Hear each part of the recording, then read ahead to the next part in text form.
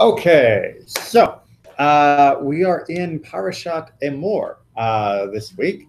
And Parashat Emor is perhaps very familiar to people because in Emor, we read about many of the sacrifices and services that take place on different holidays. And so we quote from this when we are studying and reading for different holidays. But we're not going to talk about the holiday sacrifices. We're going to talk about something a little different. We're going to talk about animals. Yeah, trust me, it's applicable. But just to build up our memory, our catalog, there are a number of mitzvot that are very animal-focused in the Torah. Do you happen to remember any of them? I'm sorry. Do you happen to remember any of the animal-focused mitzvot? I'm not talking about specifically like which animals we can eat and which we can't, or which we sacrifice and which we don't. I mean, mitzvot that seem to be for the animals. Yoke an ox and a donkey. All right. No mixed yoke. All right, which is not about eggs. All right, when you yoke up. All right, maybe I misjudged how many people were going to be here. When you yoke up your animals, your team, you can't put half the yoke on an ox and half the yoke on a donkey. They have to be the same species as they are pulling. You're pulling up some extra chairs? Thank you. It's a nice problem to have, to need extra chairs. Thank you. All right, what else we got? Okay, kid in mama milk. Right, sorry, that's supposed to be kid. I can do English, then we'll get through this. Kid, meaning baby goat, that we do not boil a kid in the milk of the mother. This is, of course, the foundation for the laws of mixing meat and milk, or not mixing meat and milk under Jewish kashrut. But it also seems to be something about the animal itself. After all, God could have simply said, don't put meat and milk together. But instead, this mitzvot was couched in language that concerns a child and the mother. And that seems to have a different emotional weight to it than simply talking about the animal products rather than the animals themselves. Right. Life and death. Life and death. Any other? The Noahide law about not eating the limb of an animal that's still alive. Oh, yeah. Limb torn, right? You cannot eat a piece of an animal that has been torn from the animal while alive. And yes, we all go, but you should understand that that is not a universal reaction. There are places still in this world, but certainly in the ancient world, where that would be perfectly normal. I mean, did you ever see a lion wait for the giraffe to be completely dead before it started chewing? Right? Is that what sharks do? Do sharks, wait for it to have a moment of silence and then chew? No, they start chewing and they know the animal's still alive while they're chewing through it. That's why they keep chewing, so it doesn't escape. Right? That's normal. And indeed, in human societies, yes, most of the time we slaughter and prepare and do all sorts of things, but the idea of taking a piece from the animal and eating it straight away is not foreign at all. Culture sometimes will remove the heart of an animal while the animal is still alive as part of a ritual or as part of a ceremony of manhood and huntership and all of that. There are many different reasons why cultures would take from a living animal. But Judaism says, not only do we not, this is not a good thing for anyone to be doing. Any others? You're required to shoo away the mother's bird before you take the egg. Shoe is with an E, an O? What is shoe? Double O? Double O. That, yeah. It's a different word. Shoe mother from the nest. Now we have yolk and shoe. Yeah. So when you go to take the fledglings or eggs from a nest, you have to shoo away the mother before you take those eggs. Very good. Any other? A donkey that's falling under its burden, Mm-hmm. you have to help. Unload. Right, you unload and reload a donkey that has, or any animal that has collapsed under the weight of the burden, the baggage that's been put on it, even if it belongs to your enemy. Yep. Right? Even if it's your enemy's donkey, you still have to help in this mitzvah. Very You have good. to give the water to the animal before you even. Right. So in halacha, which is an extrapolation from the Torah, right? We feed and care for our animals first, before ourselves, because they can't do it for themselves. And talking about our domesticated animals, your goat is not going to be able to go get himself water while you're sitting down comfortably eating your dinner. You've got to make sure, and of course, especially this is applicable before Shabbat, when we won't be able to do many of our tasks for our animals. We have to make sure we've done them before Shabbat begins. Can you break Shabbat to feed the animals and give them water? No. But there are, not for an animal's life, no. But there are ways to make sure that that's not necessary, right? There's no reason why you should ever be in a position where you have to make that choice. Oh no, I forgot to feed the dog. Yes, you forgot to feed the dog, right? It's not Shabbos's fault. It's your fault. And honestly, if you went ahead and fed it, what would be your incentive to remember next week, right? And then it just suddenly becomes okay. So feed the animal. We're not allowed to muzzle while the animal is threshing and treading the grain. That would mean like a cow that would help with pulling the grinding stone. There would be bits that would drop all around it, and you'd be picking those up and putting them in the grinder. Well, obviously, if you don't muzzle the cow is going to A, want to stop from time to time, and B, is going to be eating the food. But you're not allowed to muzzle it. You have to let, if the animal's going to, while it's going around doing your work, you have to let it do that. You can't stop it from doing that. All right. And ironically, no one mentioned the one that is mentioned in this week's Torah portion. So that's a perfect segue to go ahead and get to it. We're going to go ahead and do a little bit of a run-up on this, and we're going to be on page 722.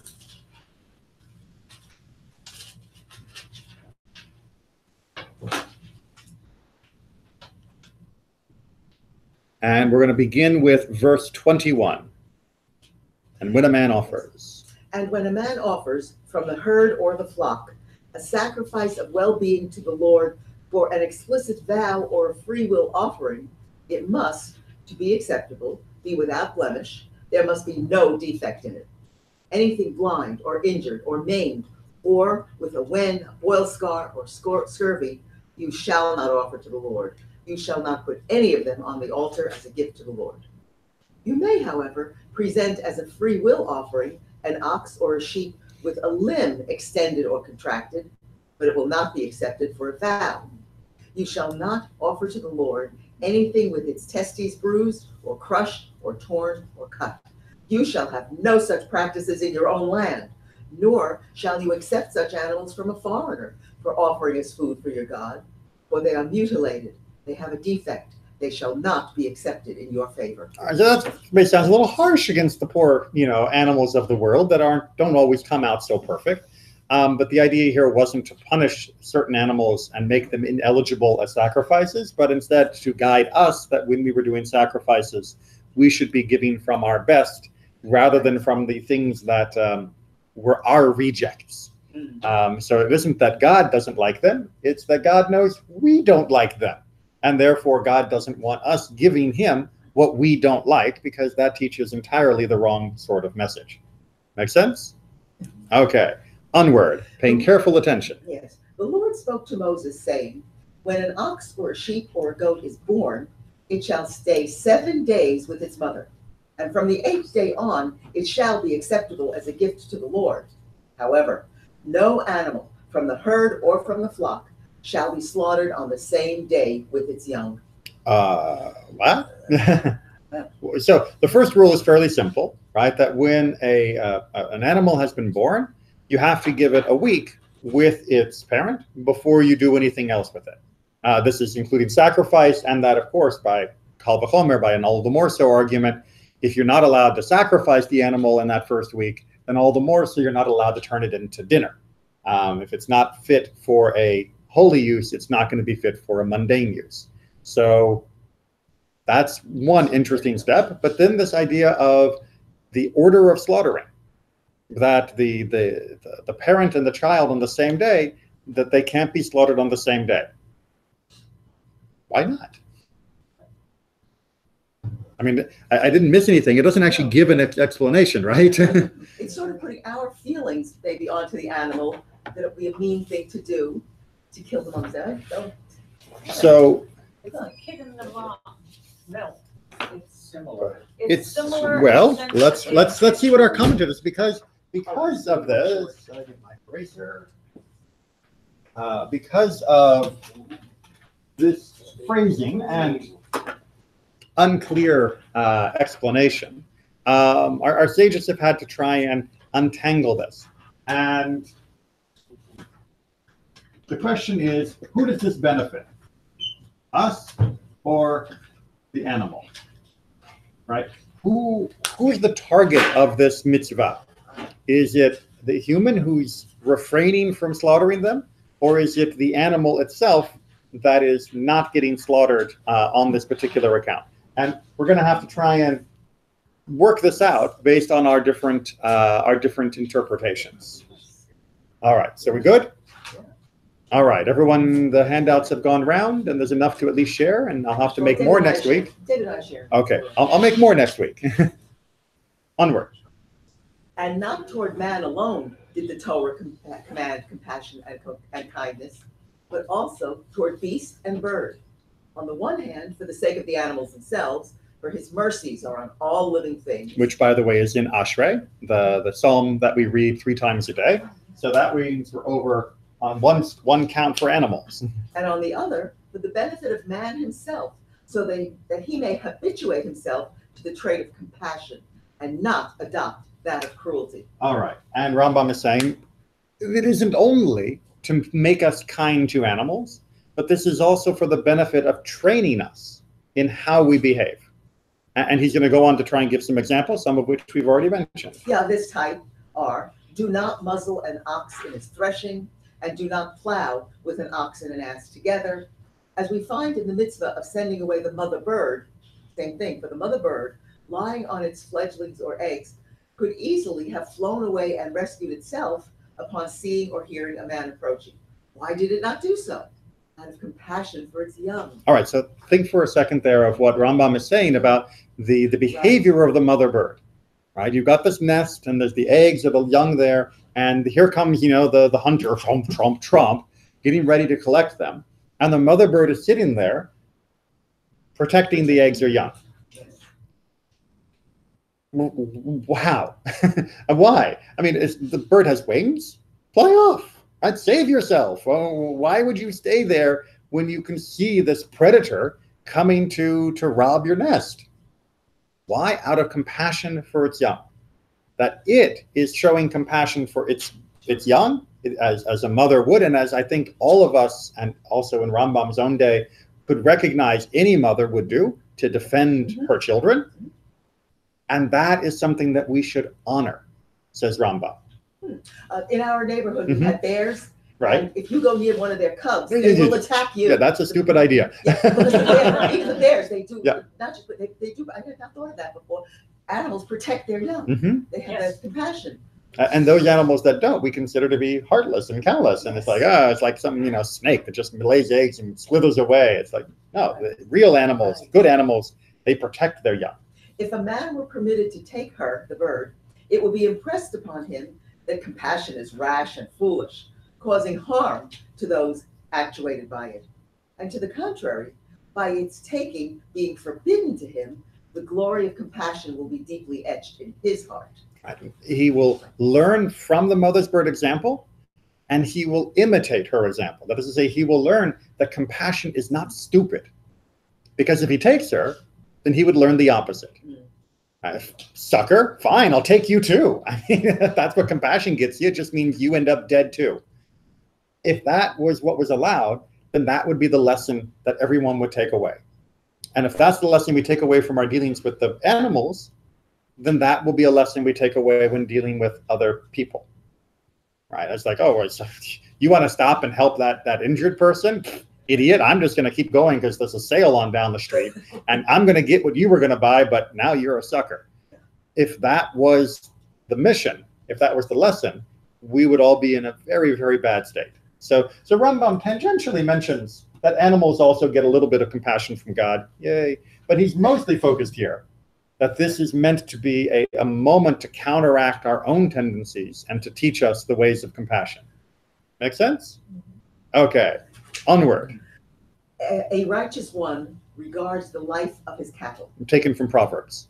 This refers to the Holy One who said, Leviticus, it and its offspring. Which is the quote from our text here, meaning that it and its offspring cannot be sacrificed on the same day. But the compassion of the wicked is cruel. This refers to Haman, of whom it is written in Esther, to destroy and to annihilate all the Jews on a single day. Right, so what's the comparison being made here? We'll want to try and unpack that a little for us. Since Haman was willing to destroy the Jews, the parents, the children, all on the same day, right? He's evil. Right. On the same day? The same day. On the same day, right? So this is classic midrashic technique. We have the on the same day phrase talking about Haman's plans, and we have on the same day talking about the mitzvah that we're looking at. In Haman's case, on the same day was kill parents, children, everyone. And on the same day, we are told not to kill parent and child of animals, which would seem to indicate then what happens when it comes to humans in Jewish thinking. All the more so, right? We are basically saying that we are willing to show compassion and consideration to animals, even though others would not show compassion and consideration to humans. Right? That is the goal. Weren't they all killed? You mean the participants in his schemes? The hanging of the... Right. Was all on the same day. They weren't 5-year-olds. They're co-conspirators. They were adults. I know we always think of the term, Ben as being a child, but as a son standing before his mother, if I were to do something reprehensible and worthy of execution, no one would say that they hung a child. Yeah, right. No, Except for the mother, which kind of goes back to what we're talking about here, about the mother's protection of the child, right? And perhaps the mother's perception of the child as always perpetually a child. But no, Haman's sons were not little kids. They were not innocent victims of his evil, other than the unfortunate fact that they were raised in his household and participated in planning all of the things that he had done. So Haman, he had this view of everybody should be wiped out all at once. We have the view that not even animals should be wiped out all at once. And that is the moral chasm between, on the one hand, the most evil of evil, and on the other hand, what should be our benchmark of righteousness and goodness. Is that for us, or is that for the animal's sake? I think that we can argue that the Midrash is saying that this mitzvah is to keep us from being Haman. Right? This mitzvah is to keep us from being Haman. And yeah, the animals get a secondary benefit from it, but the primary reason for the mitzvah is to make us not Haman-like. All right, we don't want to imitate him. Good. It is from the roots of the commandment that a person should place his heart that the providence of God, blessed be he, is upon all species. I was just going to point out that the phrase providence of God is kind of a technical term. It means that God's looking after the needs of something, arranging the ways of the world in order to look after. So, for example, if you were to say, I was on a boat and the boat began to sink, but God did an act of providence and suddenly a dolphin came by and carried me to safety. That is very personal providence, right? That is a special thing that God did that saved me from that particular catastrophe. That's known as very individual providence, whereas general providence is, it's very nice that we had a good rainstorm because all the plants needed it. It's not God putting rain to help me, it's God putting rain to help the area or the community. And what Sefer HaChinuch is saying here is that God's providence is only of that secondary type when it comes to animals, right? God doesn't go around saying, who's your good boy? Who's your good boy? Instead, God is more, let's make sure the dogs are taken care of. And if this particular dog falls through the cracks, that's not something that God's going to fuss about. That's what his opinion is in this. Now, there are others who disagree, of course, but let's follow his argument. A person should place upon his heart that the providence of God is upon all species of animals generally. Right. And with his providence over them, they shall endure eternally, the animals shall, as his providence over things is itself their sustenance. Right? The fact that God is going to look after animals means that animals will be looked after. It's otherwise God wouldn't be doing God's job. And therefore, no species will ever become completely extinct. This is when writing in the Middle Ages. Yeah. There was a very strong opinion, not only among Jewish scholars, but among Christian scholars as well, and Muslim, that extinction was an impossibility. Literally, an impossibility. Not because there were enough animals around that it would never happen, but because it would ruin God's creation. That if God made the whole world with 855,000 species of beetle, there need to be 855,000 species of beetles, not 54,999 species of beetle. Because as soon as one has been destroyed, God's perfection is no longer complete, and God would never let that happen. So this was a huge theological principle throughout the Middle Ages, and it was one of the things that was shaken by the examination of fossilized bones, where people began to say, oh, and then, of course, as we have seen species going extinct, that has also been a major modern theological challenge. The same principle, by the way, was why many people didn't believe there could be such things as comets or mountains on the moon or anything like that, because that showed disruption and change in God's perfect realm, which was the heavens. And even though we would allow some change here, certainly we couldn't allow it up there. Obviously, those perceptions of God's creation were based on a faulty assumption. We now know that extinction is absolutely possible and has happened with great regularity throughout the world's history. I believe the estimate is something like 95% of all species are now extinct. I don't mean modern species. I mean, if it's ever lived between the last 4 billion years and now, 95% of those species are gone, right? Including all the little tiny, buggy things. They're gone. His providence, blessed be he, is for the species as a whole. And we are therefore prevented from finishing the tree and its branches together to hint this. So what does he mean by that phrase, from finishing the tree and the branches? It means you don't clear cut an animal, right? When we refrain from taking the mother and the chicks, when we refrain from killing the parent and the offspring on the same day, we are reminding ourselves that we should not strip down all of a particular animal in front of us, because to do so would be to challenge this vision that God is actually trying to protect the animals. Now, notice, he's got on one side, God's going to take care of the animals, and one way he's doing it is by keeping us from clear-cutting and just mowing them down all at once. But on the other hand, he's also saying it's kind of up to us to prevent that from happening. That it's almost as though, yes, God does not want anything to be extinct, and I believe in his theological opinion it would have been impossible to make things extinct, but that doesn't mean we should test the limits of that. It doesn't mean we should see how many we can kill and force God to continue to protect them from extinction. It means that we should limit how we take from the animal world to aid God in ensuring that they are looked after, because God's providence for the animals is played out by his commandments to us, right? The way God is taking care of the animal is by giving us certain orders. It's kind of like, if you go away on a vacation and you have a dog and you take the dog to your friend and you give your friend the set of instructions of you have to feed him this much, you have to walk him this much and play with him this much. You are being a good owner. You're not abandoning the dog. You are using your providence to ensure that that dog will be looked after by finding someone to do so. And in this particular case, Sefer HaChinuch is saying that's us, right? We are the instrument that God is using to take care of the animals.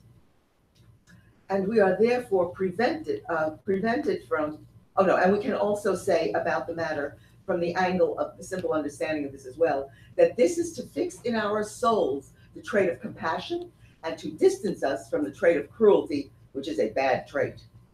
At 4 times of the year, one who sells a beast to his fellow must inform him, I sold the mother for slaughter. Right, so notice that what you're doing here is you're going to sell a kid, and you've already sold the mama goat. When the guy comes to buy the kid, you have to tell the buyer, by the way, I sold the mother today to be slaughtered. Why? So he doesn't slaughter. So he doesn't slaughter the kid as well. Now, you might think, but what difference does it make? If I've sold one off to there and then I'm selling this one off to there, who cares? But it apparently is still important because it's not so much about the animals as it is about us, right? About shaping our feelings. If I know I've slaughtered both of them on the same day and they're both going to get slaughtered, if I know if I've sold both of them on the same day to get slaughtered, then I am allowing that little seed of indifference to take root inside of me. And so I have to give full information. And then there are 4 days where this is important. Yeah, because at these 4 times of the year, all purchasers presumably buy to slaughter. And these are the 4 times. The eve of the last holiday of Sukkot, the eve of the first holiday of Pesach, the eve of Shavuot, and the eve of Rosh Hashanah. We learned that it is specifically the seller who has to inform the thing. Right. So it's not the buyer who has to say, I'm buying, or ask, have you sold the mother at this day or not? It's the seller who has the responsibility because he is the agent that is bringing about this to pass. So he is the one who has the mitzvah to ensure that mother and child are not slaughtered on the same day. And since these days are days of mass slaughter, because everybody's eating good, you need to be especially careful on those days. Make sense? I know, they've thought of everything. Yeah. All right, let's take a slight change. Now we're moving into prayers. Whoever says in his supplications, he that dealt mercifully with a nest of birds, forbidding the taking of the mother bird together with the nestlings, and the slaughtering of beast and its young in one day, may he have mercy upon us. All right, let's just make sure everyone understands. This is an example of a prayer. Back in the day, and I do recommend you try this, Jewish prayer used to be more spontaneous. That isn't to say we just would pray whenever we felt like it. We did. But even the prayers of the Siddur, prayer for creation, or the prayers of the Amidah, people would have the theme as laid out by our sages, and then they would fill in the content with their own poetry, their own petition, their own expression. And what this is saying is that some people would say, when asking for God to be merciful to us, they would say, God, you are merciful even to a mother in her nest, and you are merciful to the animals by sparing them from being slaughtered on the same day. Have the same mercy on us. That's an example of a prayer, and pretty good one, if you ask me, right? Keep reading. Anyone who offers petitions of that kind of character is silenced. But literally, you're up there leading the Amidah, and you start going off on, God, you've shown mercy to the birds, so you should show mercy to us. And the rabbi will take and remove you from the bima. You are done. You are not going to continue leading the service. We will get a different person up there, and they will do the Amidah. If you say that, you are forbidden from continuing. Why? That's what we're continuing with. Because, Isn't it shocking, though? Yeah. because these precepts are divine decrees set forth in Scripture and have not been ordained in a spirit of compassion. Well, wait a minute. Wait a minute. This is only a divine decree. God gave us the commandment, do not slaughter them on the same day, send the mother away, and all of that. Not out of compassion, but just as the chukim. They are just divine laws, and that's it. Oh.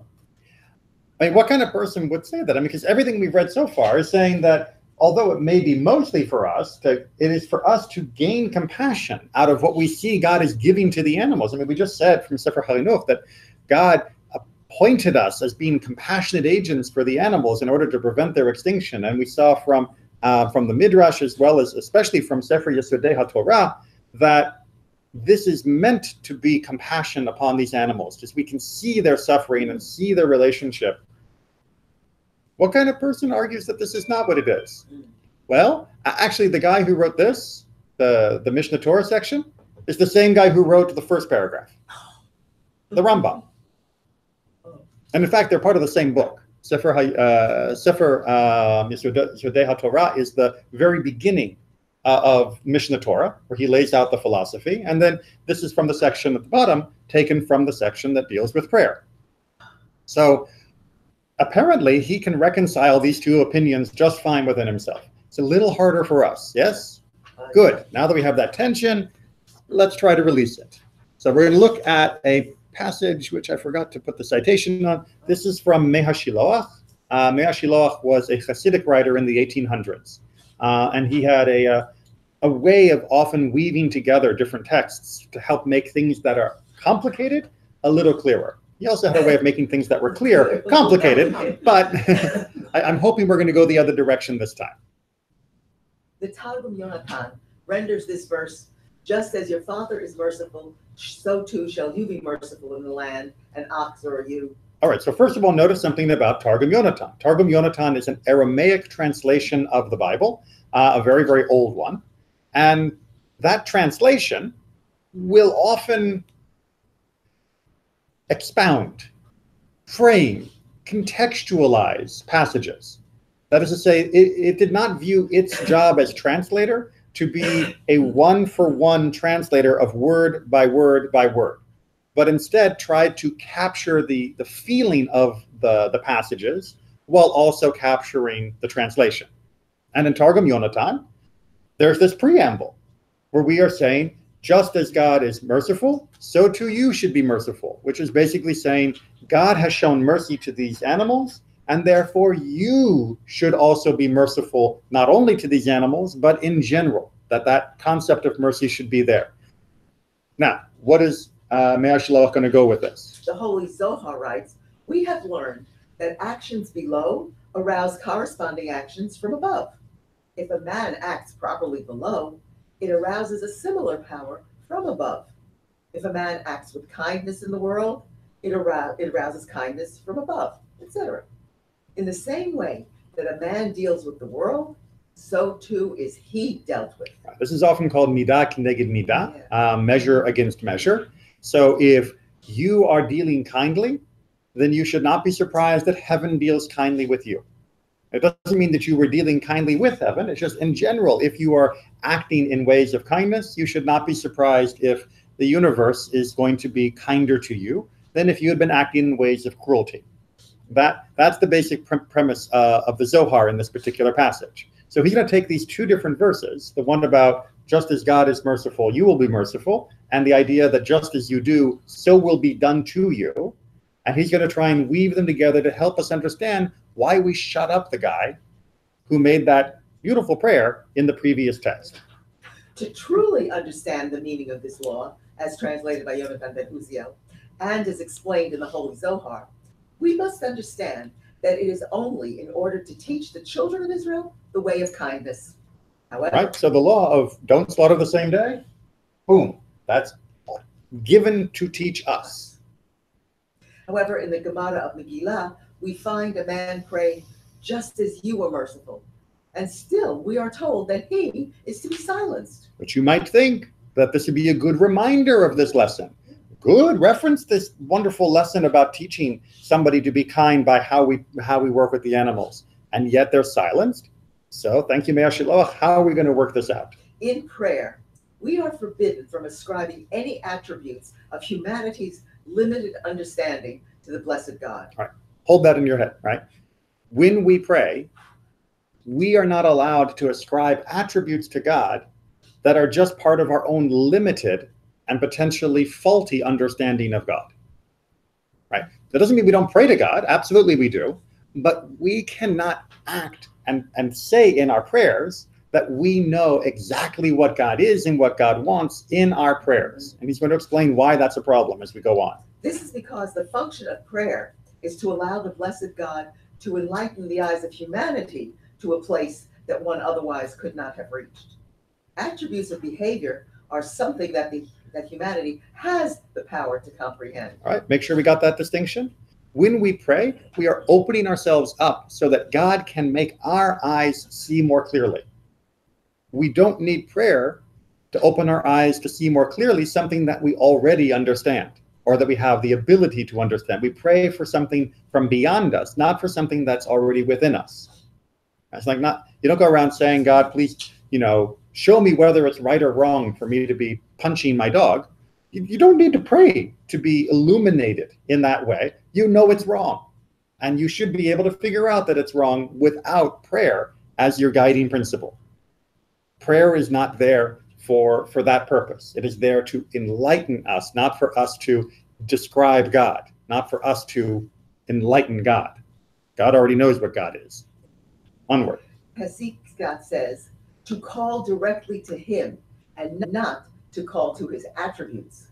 When a man prays and mentions one of the attributes of God, it might seem that he is praying, God forbid, that the attributes save him, where the attribute only contains that which the blessed God measured into it. Right? So there's this other real danger of polytheism, where if I say, I beseech you, God, by your attribute of mercy, to give me mercy, and here I'm going to remind you of how merciful you are because you're merciful even to a chicken, it sounds like I am praying to mercy. Not that I'm praying to God, that I'm praying to compassion, not that I'm praying to God. By praying to only a piece of God that I'm limiting by my understanding of God, I have divided or subdivided God into different chunks. And now I'm focusing on this one, now I'm focusing on this one. You know, I might be next week talking about God's providence, of God's support and giving of sustenance. And I'll be focusing on that. And then in another week, I might be talking about justice, and I'll be focusing on that. And now all of a sudden, I've got 3 different gods that I'm praying to. Or not all of a sudden, to be honest. It's the kind of thing that would slowly creep into your mind, where you would only think about God in one way or a different way or another way until they become 3 separate ways, or 15 or 100. There's no end to the number of subdivisions that you could make. For this reason, an attribute is called a midah, which can be translated either as measure or attribute. Prayer is only to be directed to God's very essence, may it be blessed, which no mind can comprehend. Right, so we don't pray to God's mercy, and therefore we don't invoke some reference in order to elicit God's mercy in this world. If we want God to be merciful to us, what does Me'ar Shiloach say we should do? Show mercy to others. It's as simple as that. Don't pray for God's mercy by pointing out God's mercy to animals, because that's ready to move you down to idolatry and polytheism. Instead, ask for mercy, in quotes, by simply being merciful and kind and walking in the way that God has asked you to walk. And you pray for all the other stuff that you don't understand. Make sense? Yeah. And Me'ar Shiloach is brilliant. This is in order that people should be restrained from killing the 2 together in such a manner that the young is slain in the sight of the mother. For the pain of the animals under such circumstances is very great. Boom. Rambam, one more time. This is his 3rd opinion. There is no difference in this case between the pain of the person and the pain of other living things, since the love and tenderness of the mother for her young ones is not produced by reasoning, but by imagination. Imagination being a good philosophical term, it doesn't mean like making stuff up. Right. It means it's coming out of this intuitive understanding as opposed to, logic and all of that, right? A mother doesn't love her child because she did the logical proof that convinced her to love the child. It is an automatic upwelling of emotion. And this faculty exists not only in humans, but in most living things. This law applies only to ox and lamb because of the domestic animals used as food. These alone are permitted to us. And in these cases, the mother recognizes her young. Right. So if you're going to narrow down which animals do we have to worry about this, it's only ox and lamb, because those are the only animals that are domesticated and also a food source. Right. We don't eat horses, we don't eat dogs, we don't eat cats, and therefore we don't have a problem. And chickens can't tell one chicken from another because they're chickens. Right. So, and also it was limited in the Torah to land animals by the terminology. So what Rambam is trying to say here, though, is something very, very novel and very moving, which is that animals have emotions. Animals care, and it is traumatic for an animal for it to see its relative being slaughtered. And that is something that we should avoid. And he's saying not only should we avoid it because it's bad, because it makes us cruel and callous and all of those things. He's not actually even going that way right now. He's saying it's bad just because it's it's bad. Right? It's bad to traumatize another animal, and an animal with emotions. And just like we have emotions, they have emotions. We wouldn't want to be traumatized. Don't traumatize them. This is an extension of that sort of golden rule of what is hateful to you, don't do unto others, into the sphere of animals that are susceptible to the same type of emotion in this case. There's something else that I grew up not that far away from a cattle farm.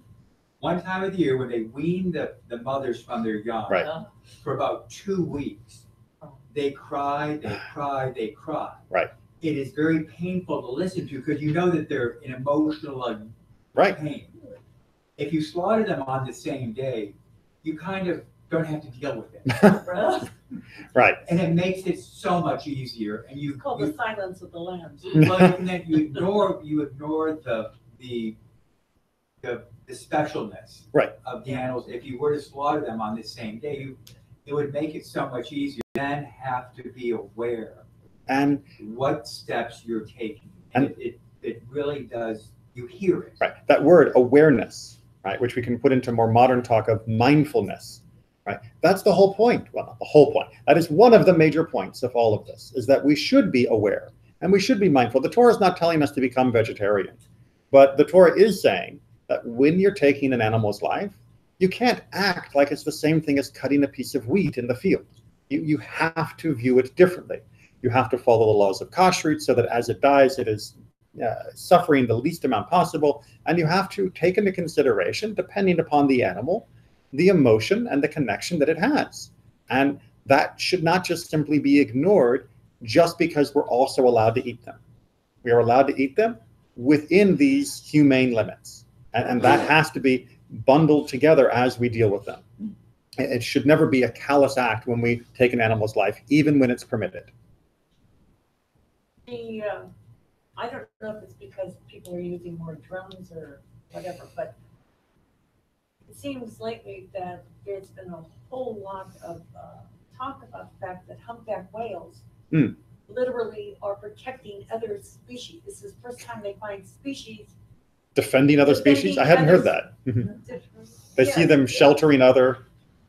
If a pod of killer whales are attacking seals, Right. humpback whales will call and kind of form a protective circle around. Circle the whales.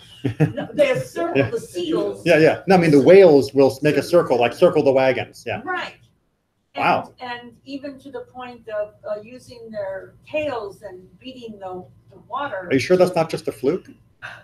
Oh, Rabbi. Oh, Rabbi. You have to be a whale watcher. I could not. No, I couldn't. As soon as she said the word tail rather than fluke the first time, I just, yeah. Well, we have followed whale footprints Yes. in the ocean. So, But it was but that's amazing. I have to look that up. Yeah. A species, it's like. Well, there is another species that does that. Humanity. Yes. But this Right. was We like also protect other animals. Right. So this was like the first kind of like, wait a minute. Humpback whales are. Right. And it doesn't look like just a generic symbiotic relationship where it's, you scratch my back and I keep predators from eating you. It's something where there's no benefit to the whales to be trying to protect these seals. They've seen the same thing with sharks, shark attacks. But humanity is different because we have to suffer your punishment. On that, I'm sorry. let's move to a rabbi who I don't think had that many bad puns. So the 19 letters is a set of letters written by Rabbi Samuel Raphael Hirsch, who was a great rabbi of the 1800s, who tried to found a real modern Orthodox outlook in the world of connecting with science and culture, all of our tradition as well. He had a modicum of success, but his writings are astounding and brilliant. And this is just a tiny bit, so go and read more. The same thoughtful regard which you show to humans, show as well to every lower being, to the earth which bears and sustains all, to the world of animals and plants, to your own body, to your own mental faculties, to your ego, that which is most of all your own. Your duties toward humanity are more intelligible to you simply because you have only to think of yourself, your own views and feelings, in order to recognize and sympathize with the demands and needs of your fellow people. So notice that first step that he's saying is that in order to be an empathetic and sympathetic human being, the bar is pretty low. Because all I have to do is say, wow, that person doesn't have enough food. If I didn't have enough food, how would I feel? I'd feel terrible. Maybe I should feel bad for this person. And then, of course, maybe I should do something. He's arguing that's the basic level of empathy that we should easily find, because all we have to do is put ourselves in that position. If you could put yourself as thoroughly in the place of other beings, if you could even understand the conditions of the union and combined activity of your own body and soul, then you would find it as easy to comprehend chukim as mishpatim. So chukim is the technical term in rabbinic talking of mitzvot that don't have a, quote, rational explanation to them. That is to say, it is not immediately understandable according to reason. And one of them, he argues, is this one from our Torah portion, of not slaughtering the mother and the child at the same time. That is not a rational thing. Now, yes, we've worked out that there are sort of rational reasons for doing it. But let's be honest, those rational reasons are not the kind that would hold up to a strict Aristotelian logical analysis, you know, where A equals B and B equals C and all of that. That's not that level of rational. It's a good explanation.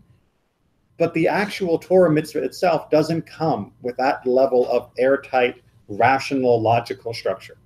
And so he's arguing this is one of the chukim. This is one of the laws that we accept because God gave it to us, even if we could never have figured it out on our own. But what he's arguing here is that we could have figured it out on our own if we were able to get out of our own head. If we were able to truly understand, first of all, what it is actually like to be a human being, because most of us only know that superficially. But even more, if we could understand what it's like to be a whale, to be a shark, to be a butterfly, we would then have an entirely different way of relating to the rest of the world. And then we would understand why, logically, compassion and mercy for all of God's creation is the natural state that we should seek. It's just we don't get there that easily on our own. And so God had to give us the command because we wouldn't have made it on our own. The commandments ask of you to regard all beings as God's possessions, destroy none, abuse none, waste nothing, employ all things wisely. All creatures are servants in the household of creation. Respect even the feelings and desires of beasts. For someone who was a contemporary of Darwin, and long before we had the big blue marble picture from space, and long before we had discussions of the intricacies of ecosystem, and before the Sierra Club had ever been even imagined, this was a vision of a great Jewish scholar who was echoing, as you can see, the opinions, the cumulative opinions of scholars that had come over the previous couple thousand years, all of which are rooted in a book that is 3,000 years old.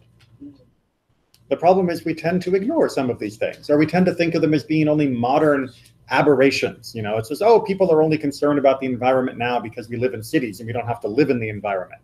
Like, no, actually, we have had this belief going back all the way through the centuries, millennia.